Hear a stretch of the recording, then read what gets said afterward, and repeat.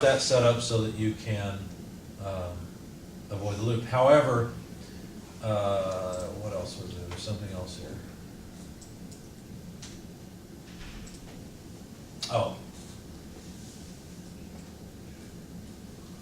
No, okay, I remember now. This is just the code that where you can call and change the mode. So in auto is equal to, yeah, that's what I wanted to describe to you. What is he doing here? Does anybody understand this? What is this double equal doing? It's performing a comparison, right? So he's comparing mode, which has been sent to this function, to automatic, and automatic is just one. Okay?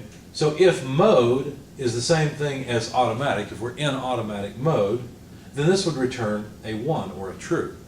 And that would mean that in auto is equal to true. On the other hand, if the mode is set, and mode is something you would have to set in your code, if mode is not the same as automatic, in other words, if it's 0 instead, then this would return a false, and we would not be in automatic mode. Okay, so that way he's got a variable for remembering or figuring out whether or not he's in automatic mode. Okay.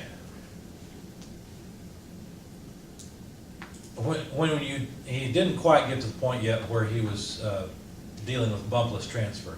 So there's still a bump in transfer. He's just got the ability to turn it on and off now. And that's why I was a bit confused, because I was jumping ahead of what he was doing. So this is where he's actually going to initialize the output. So let's see if we can figure this out quickly. Set mode, let's see, so he's trying to set the mode as automatic or manual. New auto equals the comparison that we saw before. If new auto and this double ampersand, that's a logical and. So he's doing a logical and of this as a 1 or a 0 with this as a 1 or a 0. But he's got the inverse of in automatic mode. Okay, if this comparison is true and we get in here, we've just gone from manual to automatic.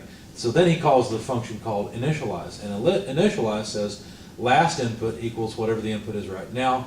The I term, the integral term, should be set to whatever the output is, and then he compares it. What this is doing, this is basically just setting the integral term so that output will be computed just as it is right now. So notice what's happened here.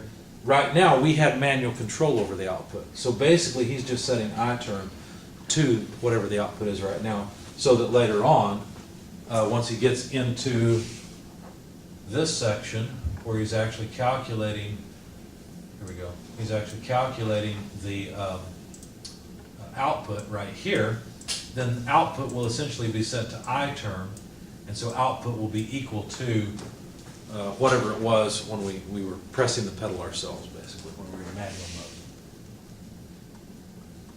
You guys have any questions?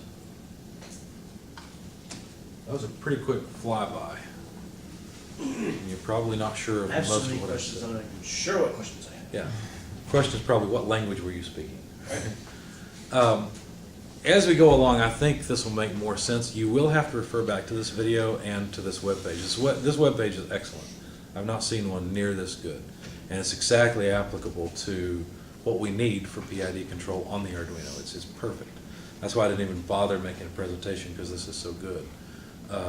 So please don't hesitate to go back to this site and look at it. And like I said, it's not real. I wish you guys saw it like this. Hang on, let's get Blackboard back. I wish you saw it the way I see it, with these nice links and everything. But unfortunately, all you have is the table of contents.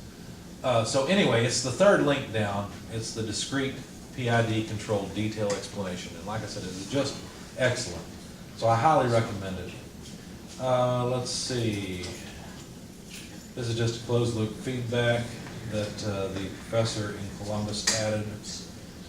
And I think that's it. I showed you guys the Qubely, didn't I?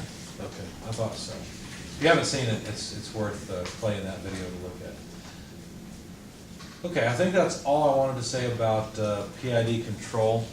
And don't forget, you can download the PID library. It may even be a bit improved now. If you go back to the detail explanation, let's see, it's the Arduino PID library. And so you can get it and install it, and you'll have a PID controller. But you shouldn't do that until you're ready to do PID control. You've got to get pulse width modulation working on the DC motor, which I think just about everyone has done, okay, because you got to be able to drive an output, and that's your output, and you have to make the encoder strips work so that you get feedback, you get input, you get your process variable. Okay? Once you get those two, then you're ready to implement a PID controller. Questions before I turn off the video camera? Anything we need to record? Comments? Not that we want to post it on video. Not that you want posted on video. All right.